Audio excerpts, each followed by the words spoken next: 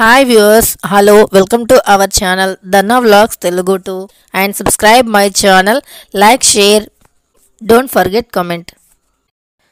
ఫిబ్రవరి 4వ తారీఖున రథసప్తమి రానుంది.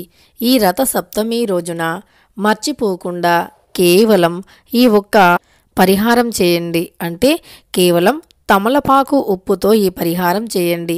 రథసప్తమి అనేది చాలా పవిత్రమైనటువంటి రోజు.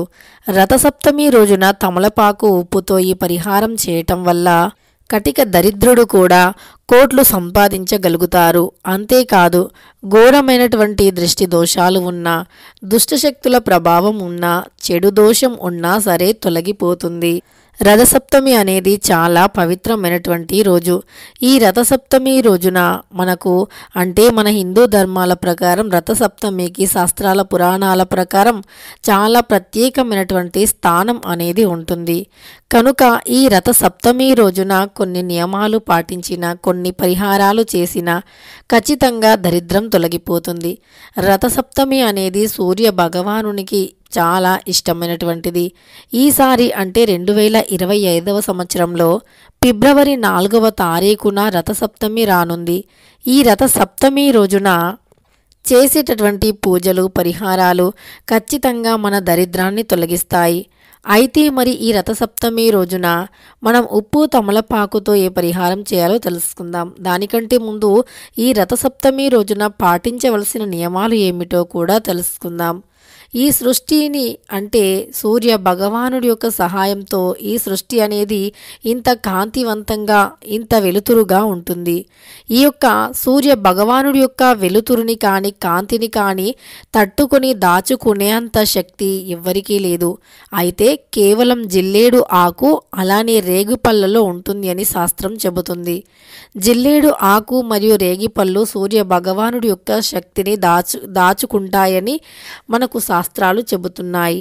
ఈ జిల్లేడు ఆకులో మనకు ఎన్నో రకాల ఔషధ గుణాలు ఉంటాయి. అలానే రేగిపళ్ళు అనేవి కూడా సూర్య భగవానుడికి చాలా ప్రీతికరం. సూర్య భగవానుడి యొక్క పోలికలతో ఉంటాయి. అంటే ఎర్రగా రేగిపళ్ళు అనేవి ఎర్రగా ఉంటాయి, గుండ్రంగా ఉంటాయి సూర్యుని వలె. కనుక సూర్య భగవానుడి పోలికలతో ఉంటాయి కనుక ఈ యొక్క రేగిపళ్ళు మరియు జిల్లేడు ఆకులు రెండూ కూడా సూర్యుని యొక్క కాంతి శక్తిని మనకు అంటే వాటిల్లో దాచుకుంటాయి అని శాస్త్రం చెబుతూ ఉంటుంది. కనుక ఈ రథసప్తమి రోజున ఖచ్చితంగా జిల్లేడు ఆకులను 7 తీసుకోవాలి. 3 తలపైన పెట్టుకొని, ఎడమ భుజం పైన 2, కుడి భుజం పైన 2 పెట్టుకొని, వాటిపైన కొన్ని రేగి పళ్ళను పెట్టుకొని స్నానం ఆచరించాలి. ఇలా రేగి పళ్ళను తలపైన పెట్టుకొని స్నానం ఆచరించటం వల్ల మనకు అంటే మనం తలపైన ఈ యొక్క జిల్లేడు ఆకులు రేగిపళ్ళను పెట్టుకోవటం వల్ల ఔషధ గుణాలు కూడా కలుగుతాయి. ముఖ్యంగా తలపైన ఉండేటటువంటి కొన్ని రకాల అంటే నాడులు అనేవి ఉత్తేజితం అవుతాయని కూడా శాస్త్రం చెబుతుంది.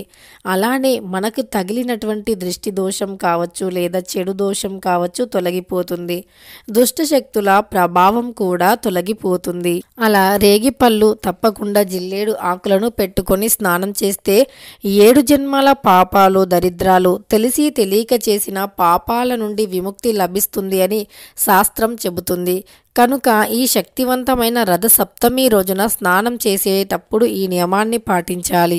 ఈ యొక్క రథసప్తమినే అచల సప్తమి లేదా రథసప్తమి అని పిలుస్తూ ఉంటారు. ఈ రోజుకి ఎంతో ప్రాముఖ్యత ఉంటుంది. దీన్ని రథ ఆరోగ్య సప్తమి అని కూడా పిలుస్తూ ఉంటారు. ఈ పవిత్రమైనటువంటి రోజున సూర్య భగవానుడికి అంకితం ఇవ్వబడింది. ఎందుకంటే సూర్యుడికి కనిపించే ప్రత్యక్ష దైవంగా పరిగణిస్తారు. అంటే సూర్య భగవానుణ్ణి కనిపించే ప్రత్యక్షమైనటువంటి దైవంగా పరిగణిస్తూ ఉంటాము. ప్రతి మనిషిలోనూ వచ్చే ప్రతి మనిషిలో వచ్చేటటువంటి అనారోగ్యమైనటువంటి సమస్యలను సైతం తొలగించగల శక్తి అనేది ఉంటుంది. అయితే ఈ యొక్క రథసప్తమి అనేది ప్రతి మాసంలో కూడా వచ్చే సప్తమి కన్నా మాఘమాసంలో శుక్లపక్షంలో వచ్చే అచల సప్తమి రోజున సూర్యదేవునికి ప్రత్యేక పూజలు నిర్వహిస్తారు. ఈ రోజున సూర్యనారాయణుడిని పూజించటం వల్ల 7 జన్మల పాపాలు తొలగిపోయి చాలామంది పాపాలు తొలగిపోయి అదృష్టం పడుతుంది అని చాలామంది నమ్ముతూ ఉంటారు. అయితే మన పురాణాల ప్రకారం రథసప్తమి రోజున సూర్యుడిని ఆరాధించడం దాన ధర్మాలు చేయటం వల్ల కోరిన కోరికలు అన్నీ నెరవేరుతాయని భక్తుల విశ్వాసం. మకర సంక్రాంతి తర్వాత రథసప్తమి రోజున సూర్యుడిని ఆరాధించడం వల్ల ఆదాయం పెరుగుతుంది అని మన డబ్బు పెరుగుతుంది, సంపాదించే మార్గాలు పెరుగుతాయని, ఆరోగ్యంగా ఉంటారని పండితులు చెబుతున్నారు. ఎందుకంటే మకర సంక్రాంతి వేళ సూర్యుడు తన దిశను మార్చుకుంటాడు. రథసప్తమి అంటే సూర్యుడు జన్మించిన రోజుగా పరిగణిస్తారు. ఈ సందర్భంగా రథసప్తమి వేళ పూజా విధానం ప్రాముఖ్యత గురించి తెలుసుకోండి. పురాణాల ప్రకారం కశ్యప మహర్షి అదితి దేవి దంపతులు దేవుడిని జన్మను ఇచ్చారు. అయితే ఈ రోజునే రథసప్తమిని జరుపుకుంటూ ఉంటాము. ఈ రోజునే సూర్య భగవానుడు పుట్టినరోజుగా జరుపుకుంటూ ఉంటాము. ఈ పవిత్రమైన రోజు పవిత్రమైనటువంటి నదీ స్నానానికి ఎంతో విశిష్టత ఉంటుంది. ఈ రోజున తలపై 7 జిల్లేడు ఆకులను ఉంచుకొని నీటితో స్నానం చేస్తే ఖచ్చితంగా 7 జన్మల పాపం తొలగిపోతుంది. 7 జిల్లేడు ఆకులనంటే 3 తలపైన, 2 ఎడమ భుజం పైన, 2 కుడి భుజం పైన, వాటిపైన కొన్ని రేగిపళ్ళను పెట్టుకొని స్నానం చేయాలి. ఇలా చేస్తే ఖచ్చితంగా మన దరిద్రాలు తొలగిపోతాయి. మన హిందూ క్యాలెండర్ ప్రకారం మాఘమాసంలో శుక్లపక్షంలో సప్తమి తిథి ఫిబ్రవరి 4వ తారీఖు 2025 సంవత్సరం ఉదయం 7:56 సప్తమి ప్రారంభమై మరుసటి రోజు ఫిబ్రవరి 5వ తారీఖు 2025 తెల్లవారుజామున 5:29 ముగుస్తుంది. హిందూ పంచాంగం ప్రకారం సూర్యోదయం వచ్చే తిథిని పరిగణలోకి తీసుకుంటారు. సూర్యోదయానికంటే ముందు వచ్చేటటువంటి తిథిని పరిగణలోకి తీసుకుంటారు. అయితే ఫిబ్రవరి 5న బుధవారం ఉదయం సూర్యోదయం సమయం 6:36 కంటే ముందు సప్తమి తిథి ముగుస్తుంది. అందుకే ఫిబ్రవరి 4వ తేదీ రథసప్తమిని జరుపుకుంటూ ఉంటాము.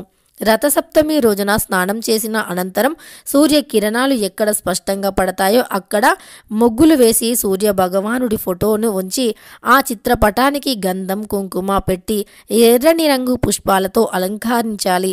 నువ్వుల నూనె, నువ్వులు, బెల్లం కలిపి సూర్య భగవానునికి నైవేద్యంగా నివేదించాలి. సూర్య భగవానుని దగ్గర వెలిగించే దీపం నువ్వుల నూనెతో వెలిగించాలి. అయితే సూర్య భగవానుడికి కొబ్బరి పుల్లల సహాయంతో చిన్న రథాన్ని తయారు చేయాలి. లేదా చిక్కుడు కాయలతో రథాన్ని తయారు చేసి చిక్కుడు ఆకులలో నైవేద్యాన్ని పెట్టాలి.